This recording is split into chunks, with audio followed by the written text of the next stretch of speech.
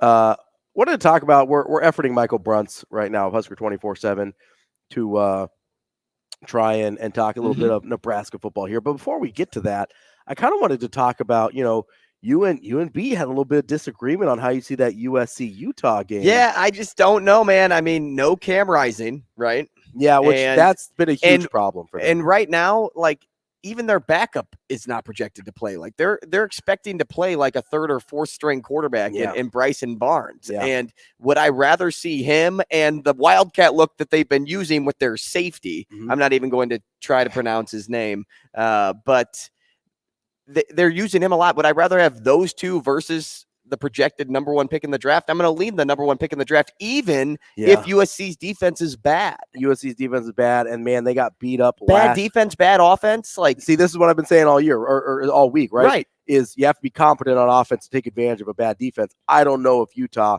qualifies for that, but God, their defensive lines are so good. And USC is in such a great spot for bounce back.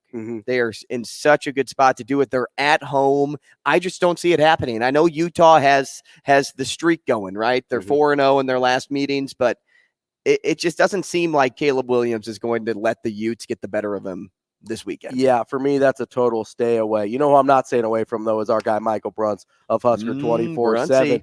Bruntz, how you doing? Not bad. What's up? Oh, Bruntz, we're just talking about other college football games outside of the 12-point favorite Nebraska Cornhuskers. That's all we're doing. Do you get to enjoy any college football outside of Nebraska, Bruntz, or no? Do I? Yeah. Yeah, man. No, like, do you have time? Do you have time to do it, I guess? He's like, you're crazy. Yeah. No, like that's why I'm all in on the Mountain West and the Pac-12 stuff. Like, anything after like 9 p.m. That's your sweet spot? Did you guys stay up last night and watch New Mexico State and UTEP? I did. Can't say I did. No, I've been fighting a little bit of a cold, so I was in bed by about 9:30, if I'm being honest. New Mexico State didn't look too bad in that one. I turned it off. They might have blown it. That's all they could handle. So being a big Pac-12 guy then, before we get to the Huskers, are you on USC or are you on Utah this weekend?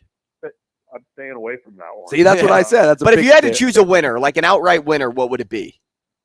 I would probably go USC. I think as bad as USC's defense is, I don't know that they've got. I don't know if Utah's got the offense to take advantage of it. So I would probably lean the USC in that one. It's in LA, right? Correct. Yep, it's at USC. I'd probably lean that way a little bit. I mean, Utah is a fun team to watch. They just batter people, but it just the offense has been a little bit. It's been tough to watch, and I say that as somebody that covers a team that has a tough to watch offense. So, but yeah, I'd probably go USC in the bounce back on that one, even though that USC defense is very, very, very, very bad. The fact that that Utah will never get to play in the Big Ten West is a crime. We were talking about this yesterday, I think. Can you make an argument that the Pac-12 is the best conference in the country this year?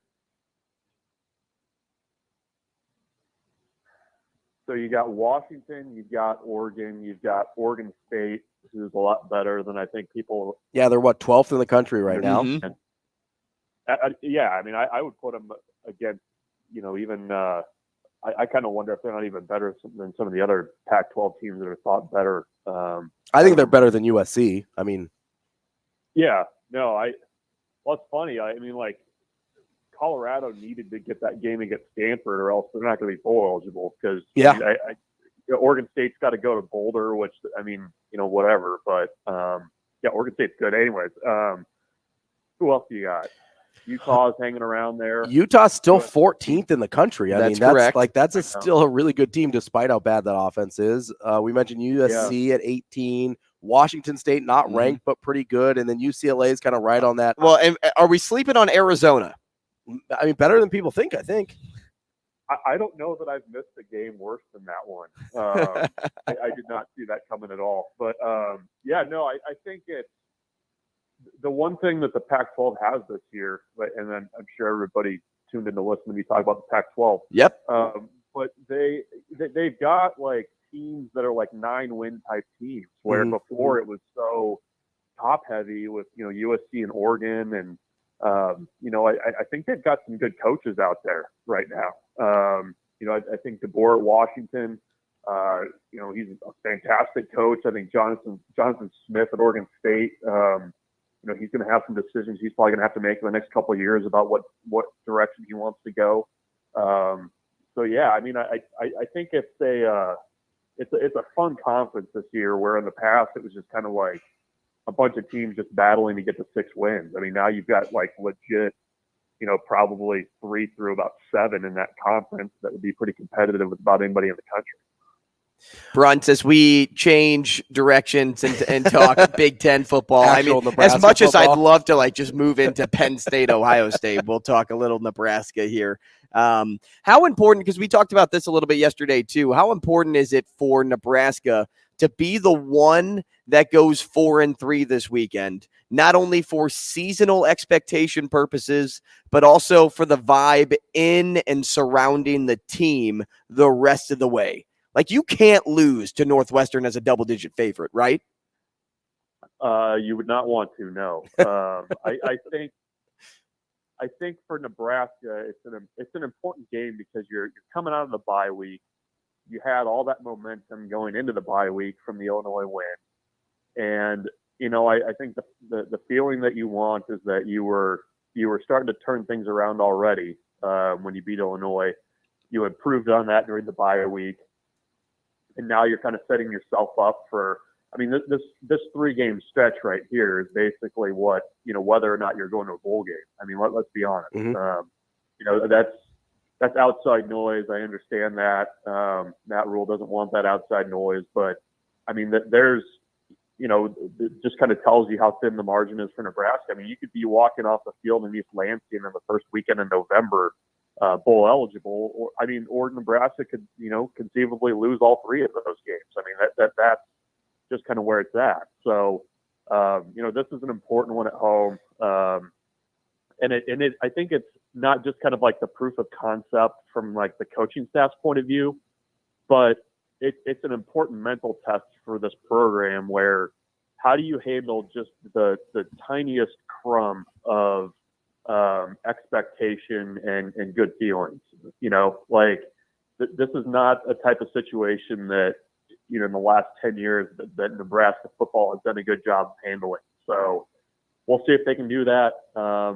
Certainly on paper, this favors Nebraska, but this series always ends up being pretty dumb and stupid things happen, and you're probably going to end up with a 1-score game somehow. But it's an important one, I think, for Nebraska to kind of get the last 6 off to a good start. Bruntz, you mentioned that outside noise a little bit, and I was curious, as a media member like ourselves, how you kind of process that, because I thought about it as like, hey, he's okay with the outside noise existing, he just doesn't want his players to listen to it.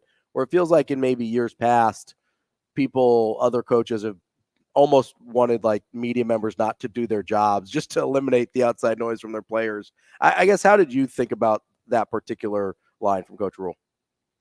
Yeah, no, I get it. I mean, the noise is there, whether you like it or not. I mean, I get asked, since they beat Illinois, I get asked a lot about, what bowl game could Nebraska go to, or what's that look like, or so it's there. I mean, it's not just media doing it. I mean, it's the people sitting around the diner, if they still do that nowadays, talking about stuff. I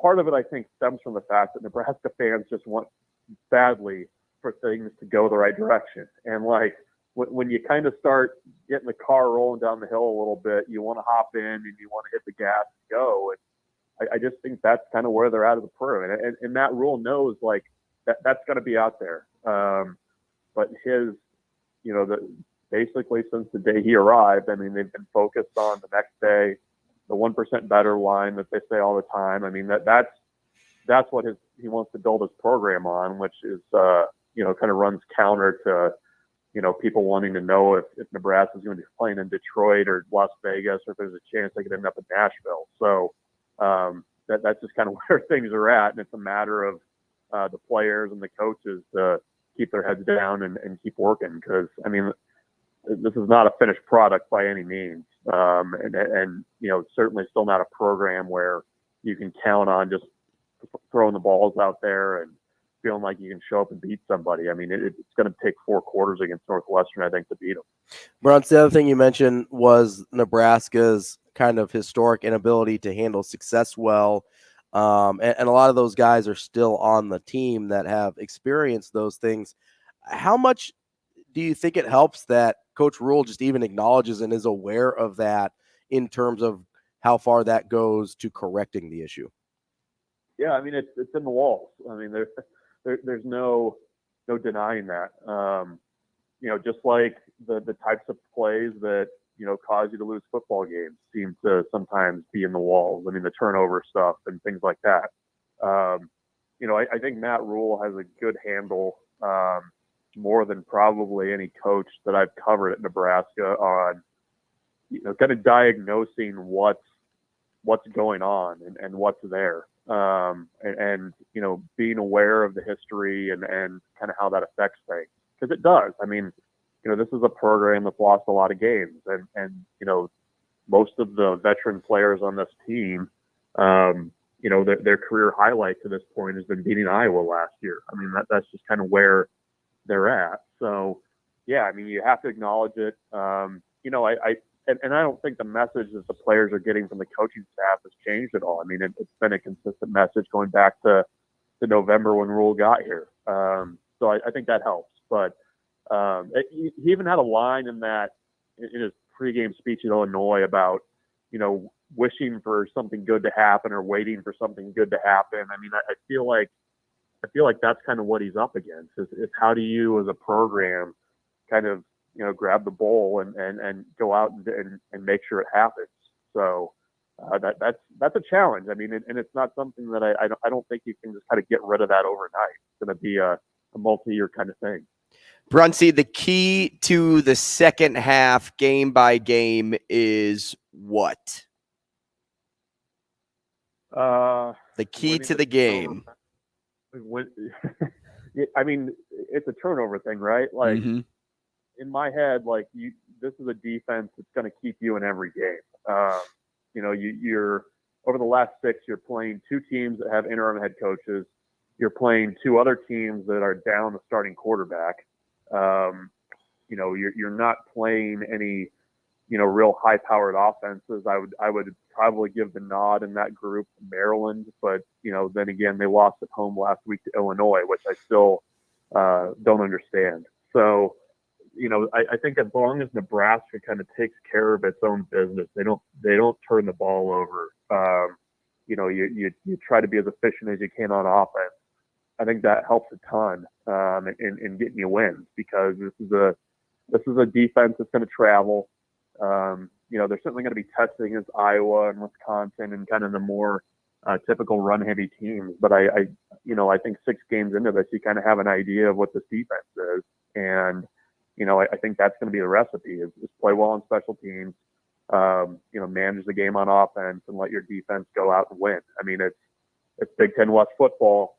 You got to embrace it, and I think that's the key. On Saturday, as long as Nebraska's offense doesn't go out and turn the ball over 3 times, I feel like they should have a pretty comfortable Saturday. But that's not something that they've been able to do with consistency. So we'll see if they can do it.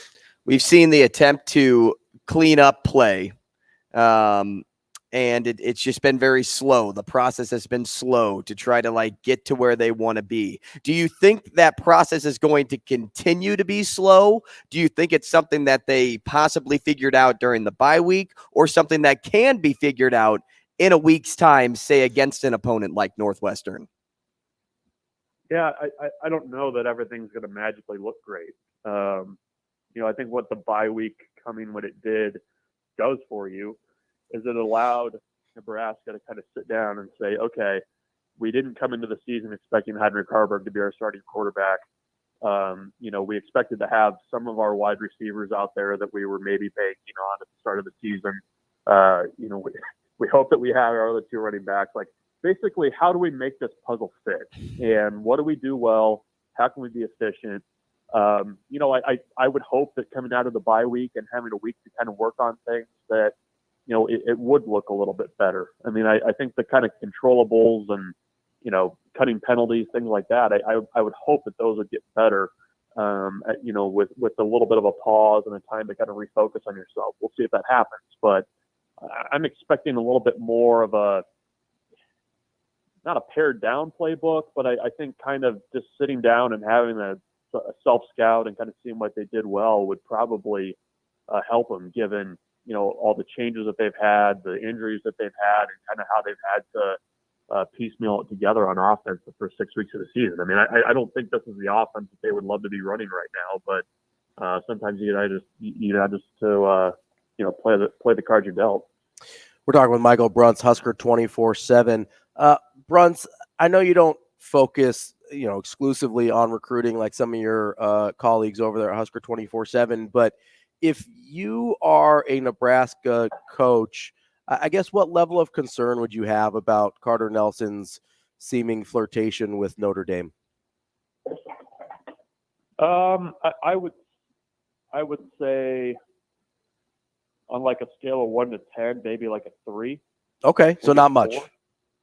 I think a lot. Notre Dame's always been there. I mean, they haven't given up since Carter Nelson committed to Nebraska. I mean, I think a big thing for Nebraska is continuing to show progress on the field. Mm-hmm. I think there's a lot of ties there to keep him in the class. I think part of it was going to see the USC Notre Dame game. I mean, that was a pretty big experience to see, I'm sure. But as we kind of sit here right now, my level of concern isn't super high. He's going to be in Lincoln on Saturday. I think he's pretty much been in Lincoln every game weekend they've had. Mm-hmm. So I don't think that there's like a flip impending, put it that way. So,